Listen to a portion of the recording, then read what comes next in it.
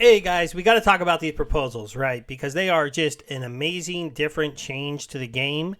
And I'm going to start off by saying right now my plan would be to vote no on both of them. But at the same time, I'm going to try to give you the pros and cons of these so that you know why the team might want to do this.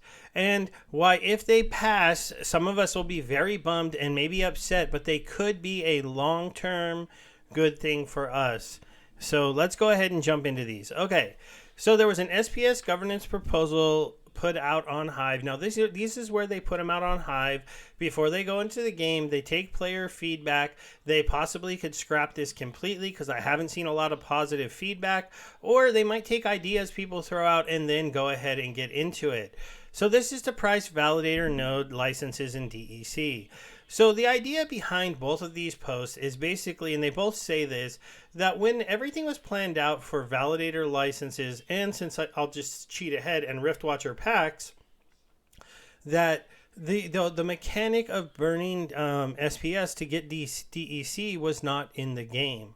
And because of that, they didn't decide to sell these items for DEC. They decided to sell them for SPS.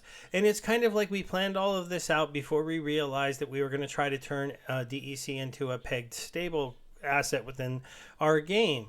And so basically what this would do theoretically to both validator node licenses and riftwatcher packs is make them cost half as much, while DEC is at the current 50% under peg. Now, the reason why that's so upsetting for a lot of us is because we paid full price for these things. I bought 2 nodes with a whole ton of SPS in the future, in the very first sale, and then I was part of that big riftwatcher presale group where we bought 9,000 packs. Over 9,000 packs, and we paid $5 per pack for 7,000 of them. So that was like a $35,000 buy, and you're literally with this proposal, I could, with that same group, could put together half as much money to get that many packs if we went out and bought all the DEC that is currently in the marketplace. Now that's not necessarily true, because if these went through, DEC would probably spike up quite a bit pretty quickly. But that's basically why we are all so upset. We just spent a ton of money as our group, and it's like, wow, now you're going to totally change the game. You're going to make it so that you can pay with DEC, and you're going to make these things like half as much. Now on one side, riftwatchers would probably sell out really quick, and I imagine some people would pick up a couple nodes, because if you could get them for half off, then them being in their current tranche isn't a big deal. And so the good side of both of these is that it would push DEC up to peg or close to peg relatively quick. It would certainly get rid of a lot of it.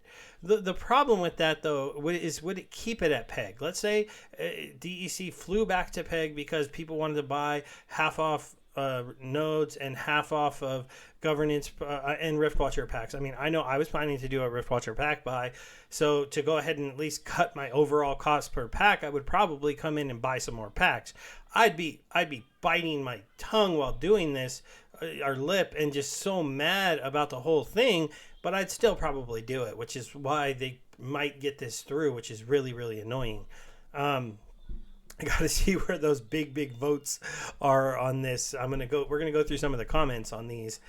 And that's like the good side of this that I see in their mind, is that they're just trying to get into that world. And I've talked about this in the past. If we ever get into the world where DEC is at peg and people buy it every once in a while, it's because they're going to just be buying it and push it over peg. There's going to just be this constant SPS burn. Constant burn. And as that token starts to shrink in supply, anything that's just constantly getting burned, the value of what's left over is going to eventually start to go up, because there's just not going to be as much getting dumped into the market. It's going to be getting burned, and it might even be getting bought and burned.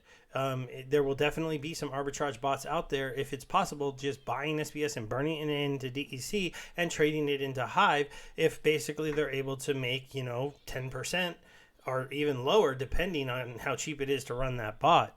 So this is the world they want to get you to, and both of these changes in theory might get you to that world sooner. The thing I don't like about this is I think land would get us to that world, and it's just taking so long for land to come out because of how big of a project it is, that they're trying to stick a band-aid on the ecosystem to get it to that point now. Because there is kind of a magic in this ecosystem that they've created when DEC is at peg, because of the burning of SPS and what that'll do. But can this band-aid really, can the community accept it? And me, for one, I can't, because it's just like, no, you said this would be SPS. I paid SPS. SPS didn't give a 50% discount. There's no way. Now, the only way that I could support these in both things is if you went there and you just went to everybody who bought things in SPS and said, okay, since DEC is currently at half price, we're going to airdrop you half of what you bought. So my group bought, we ended up with 9,200 packs. We're going to get 47,000 more, or 4,700 more packs roughly to get, and I'll give them out to everybody who is in my group buy, and then we would be able to swallow this. And I said the same thing on the voucher nodes. Be like, hey, if you're going to be selling them half price, then however many that somebody owns, you should give them half that many. So I have 2, I get 1. If you only have 1, then I say you get half of a refund for what you paid. And that all has to come out of the DAO. And you know what? The DAO has the funds to do that. That's the only way I could imagine seeing the community get behind these kind of things. Because if it's like, look, we messed up, then you got to go fix what you did before if you want to change everything. You have to realize that my group could have bought DEC, and apparently right now you can buy it at almost half off. Now, maybe we could become, like meet a middle ground in there. Maybe the number doesn't have to be 50% off. Maybe it's 25% more, because, in reality, if we all tried to buy that much DEC, we wouldn't get it at 50% off. But still, if there's no kind of, we're going to do this for the people that have already bought the things, then I don't think these get through, because I just think that too many people have been pumping tons of money into both the SPS validators and the riftwatcher packs and are just not going to be okay with this. So we basically explained what both of them are, right? Is that this would just change. And also, one thing to note, when people pay DEC right now, the DEC would go to the DAO.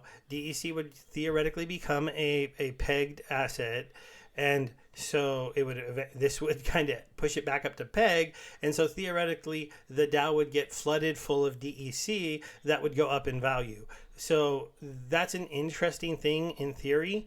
The thing I worry about is that these two things wouldn't keep us there. So it's just going to be a blip. We're going to get into a blip area, and then it's going to fall apart if land isn't out, because you need the buildings on land. You need that constant DEC sync for it to keep it at $1.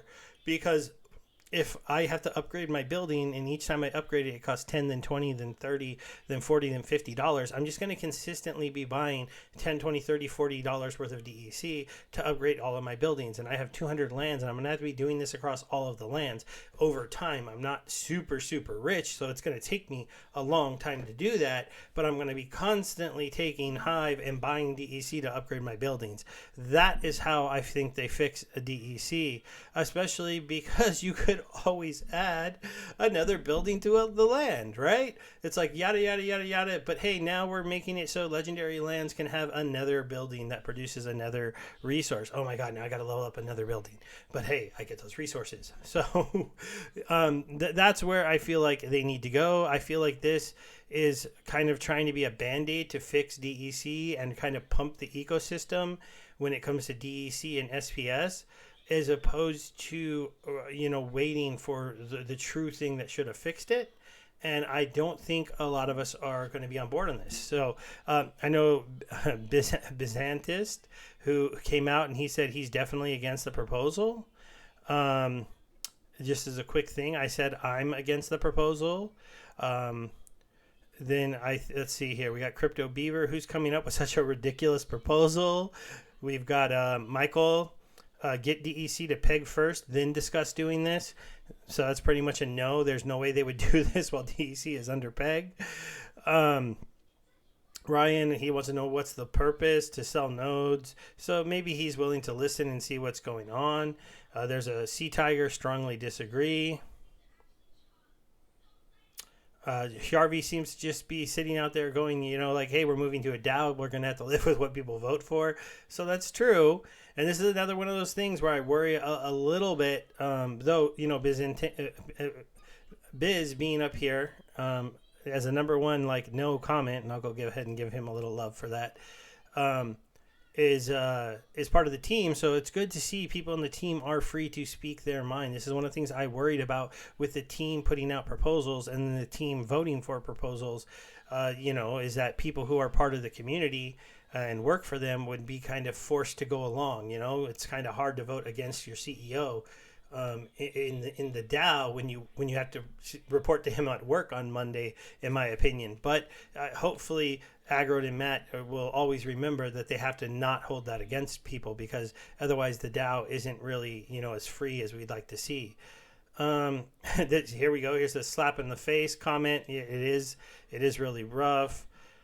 He's not even a node owner, but he thinks it's a horrible idea for Emerald Tiger.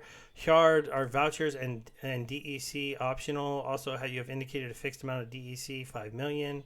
As an example, for tranche 2, it would be 2.5 million DEC and 500 vouchers, or 5 million DEC only. Oh, so he's asking for some clarification. He didn't get an answer, so I would say... Yeah, see, nobody seems to be for it how it's written that I see. So I think they're going to have to change it quite a bit. If we run over here to the Riftwatcher one, I'm against this. There's my buddy Dave McCoy. This is really because Riftwatchers is supposed to be a SPS sync, not a DEC sync. So why change it? He did have a question that if DEC is going to be the currency in land resources, but, I think most people agree with him. Byzantinus, again, with his comment about it being against it. You already came out with a white paper. This Bitcoin SG was part of my presale group. I can tell you that none of us would be happy about this. Flavi, first reaction, speak for themselves. See, we don't want this. Nobody, I think, is saying that they want this. Like I said, I did my little comment saying just like, no, I'm 100% voting no on this. I can't see anybody who would vote no on this. And I mean, yes. And so this is an interesting thing for them to just kind of throw out, not talk about on the town hall, just kind of put these out here and say, here's some proposals and see what we all thought. Hopefully this is so negative they don't even put them out. They still might, though, because they have some big votes, and if they think this is what is right, if they think this is how the long term of the game is fixed, then they could do it. I'm with, I listen to Aftersound talk about this. There's the ideas of limiting the amount of DEC that is being given out to the liquidity pools. You could definitely lower that number, and people would probably still take part in them. There's lots of people who farms at like 20%. Look at these. If you go to the liquidity pools, don't get me wrong. I like pulling down 72% on Voucher Swap Hive, and I like pulling down a combined 58% on DEC SPS. But does it really need to be that high? I don't know. I'd probably still do this at 30. I'd probably still do this at 30. So it's just one of those things where it feels like, they could kind of look into some of these and maybe not give out quite so much DEC on the ones that do give out DEC, which is this one, and this one, and this one. 28% for doing what is kind of two stable coins, or 32% for doing what's kind of two stable coins. These pools would become super, super attractive when it's at peg, right? But still, Splinterlands, you can offer us some rewards to help provide liquidity, but getting this high of an APR on stuff feels like you were pushing a little bit too hard for me. Maybe I would say shrink down these rewards, stop issuing DEC on the leaderboards. there's really no reason that you should be giving out this anymore. If DEC isn't meant to be rewarded to us for playing the game anymore, why is this DEC? If there's too many Chaos Legion packs, why not just change this into Chaos Legion packs? Sure, these players might dump them onto the marketplace, but that would be a way to get rid of them. Or you know, maybe the whole leaderboard rewards need to just be axed, and this money can be pushed just into the rewards we get for doing the matches, because I don't think a lot of people are really happy with the top of this, and who is always here and who is always pulling down these rewards. So there's some other things I think you could be trying to do than to change up the way two pretty big SPS things go. I definitely am not a fan. Thanks everyone. Bye.